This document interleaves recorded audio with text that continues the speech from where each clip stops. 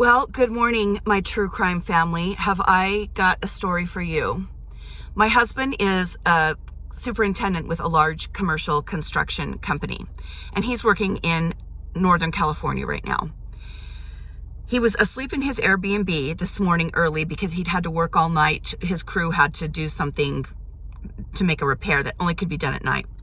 So I get a text at about 6:30 that comes through that says, I just got back to the Airbnb, I'm going to lay down. About 5 minutes ago, he called me and he said about 30 minutes after he laid down, the house shook and he heard yelling. So he just kind of instinctively jumped up out of bed and got in the corner of the bedroom because he didn't know what was going to happen. The next thing he sees is his bedroom door flying off the hinges into the bedroom in like 3 pieces. And the SWAT team in full tactical gear bursts into his bedroom, throws him down, handcuffs him, and physically drags him to the living room where they sit him in a chair. Then they bring in the owner of the Airbnb from the casita in the back of the Airbnb and sit him on the couch. They had to find a translator for him. So for about 40 minutes, they grill my husband until they're convinced that he's not who they're looking for. And during this time, he said, when I tell you they tore this house apart, he said, I mean that literally. They tore the carpets up. They tore the walls, paneling off the walls. They tore the entire house apart right there in front of me as I'm sitting there with the owner. So after about 40 minutes or so, they're kind of feeling like this is not who we're looking for. They bring in some tools or something. They go down in the basement and somebody yells, we found a room. So he's like, I don't know if they had to tear down drywall or what it was, but they start hauling trash bags out of the basement. And then they bring in a money counter. And he said, I couldn't see it. They put it in the kitchen, but I could hear, for like 25, he said it felt like about 25 minutes, 30 minutes.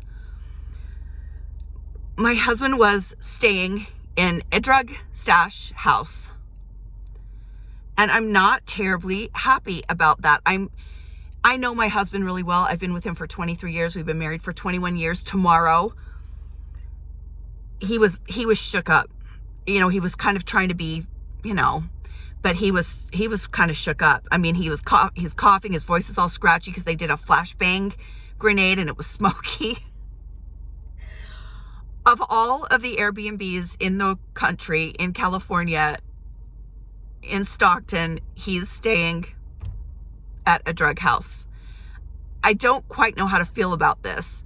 He said just before they let him go, and they let him get his stuff and told him to go, he was in handcuffs for over an hour. He said, actually, I got to get my story straight. I can't remember if he said an hour was the handcuffs and then they talked to him, or if they kept him in handcuffs the whole time. They finally let him go. And just as they were letting go, somebody yelled from the basement, we found a safe. And the officer that he had been sitting there talking to just like about Lake Powell and Utah and stuff, said, well, why don't you get the explosives from yesterday's raid and we'll blow the safe up. My husband was like, well, I was kind of looking forward to seeing him blow the safe up, but they told me to, get out of there so they could do it. Should I be upset about this, or is this like okay? I mean, we're definitely going to contact Airbnb, but my husband's 52 years old. What if he'd had a heart attack? What if, someone had broken into the house to steal the drugs and killed everyone there? I'm not too happy right now. I think I'm kind of still in shock a little bit, and I'm kind of shaking. I'm actually meeting my husband tomorrow in Las Vegas for our anniversary, and then I'm probably going to go back to California with him for a little while. I haven't really decided yet.